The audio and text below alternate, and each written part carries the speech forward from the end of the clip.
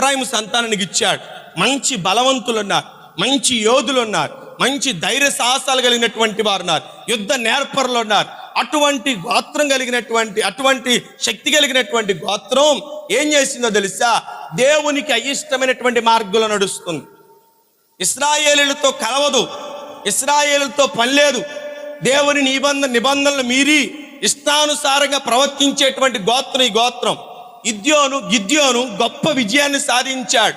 300 మంది సైన్యాన్ని తీసుకుని వెళ్ళి, 300 మందిని సైన్యాన్ని కూడగట్టుకుని వెళ్ళి, లక్షల సమూహంతో కూడినటువంటి ఆ మిద్యానీయుల యొక్క దండును జయించి తిరిగి వస్తే అతని జీవితానికి ఎదురైనటువంటి పరిస్థితి ఏంటంటే, మధ్యలో ఒక ఆటంకం ఎదురైంది.